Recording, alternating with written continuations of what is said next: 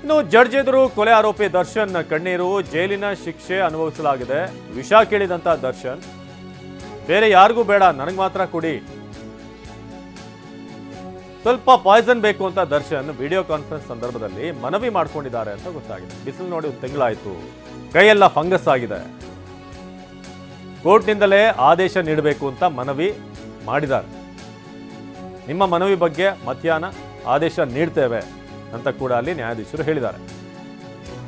ಸರಿ ಸ್ವಾಮಿ ಅಂತ ಅಲ್ಲಿ ಆರೋಪಿ ದರ್ಶನ್ ಕೂಡ ಹೇಳಿರುವಂಥದ್ದಾಗಿದೆ.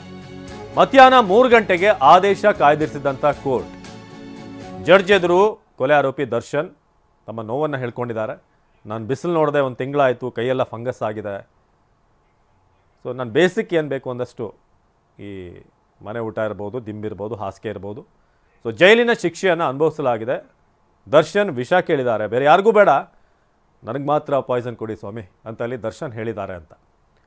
ಸೊ ನನಗೆ ಬದುಕೋಕ್ಕಾಗ್ತಾ ಇಲ್ಲ, ವಿಷ ಕೊಡಿ ಅಂತ ದರ್ಶನ್ ಮನವಿ ಮಾಡ್ಕೊಂಡಿದ್ದಾರೆ ಅಂತ. ಸೊ ಇದು ಇವತ್ತು 3 ಗಂಟೆಗೆ ಆದೇಶ ಹೊರಬರುತ್ತೆ. ಈ ವಿಷಯ ಕೇಳಿರುವಂಥದ್ದು ಸೇರಿದ ಹಾಗೆ ನಿಮ್ಮ ಮನವಿ ಬಗ್ಗೆ ಮಧ್ಯಾಹ್ನ ಆದೇಶ ನೀಡ್ತೇವೆ, ಆ ಥರ ಎಲ್ಲ ಕೇಳಬಾರ್ದು, ಏನು ಕಾನೂನು ಪ್ರಕ್ರಿಯೆ ಇದೆ ಅದ್ರ ಪ್ರಕಾರ ನಡೀತಾ ಇರುತ್ತೆ ಅನ್ನೋದು. ಇನ್ನು ನ್ಯಾಯಾಧೀಶರು ಕೂಡ ಅಲ್ಲಿ ಹಾಗೆಲ್ಲ ನೀವು ಕೇಳೋ ಹಾಗಿಲ್ಲ, ಜೈಲಾಧಿಕಾರಿಗಳಿಗೆ ಯಾವ ಆದೇಶ ನೀಡಬೇಕೋ ನಾವು ನೀಡ್ತೀವಿ, ನಿಮ್ಮ ಮನವಿ ಬಗ್ಗೆ ಮಧ್ಯಾಹ್ನ ಆದೇಶವನ್ನು ನೀಡುತ್ತೇವೆ ಅಂತ ಜಡ್ಜ್ ಹೇಳಿದ್ದಾರೆ. ಹಾಗೆಲ್ಲ ನೀವು ಕೇಳೋ ಹಾಗಿಲ್ಲ ಅಂತ ಕೂಡ ಜಡ್ಜ್ ಅಲ್ಲಿ ತಿಳಿ ಹೇಳಿದ್ದಾರೆ. ಜೈಲಾಧಿಕಾರಿಗಳಿಗೆ ಯಾವ ಆದೇಶವನ್ನು ಕೊಡಬೇಕು ಅವರಿಗೆ ಆ ಪ್ರತಿ ಹೋಗುತ್ತೆ ಅಂತ.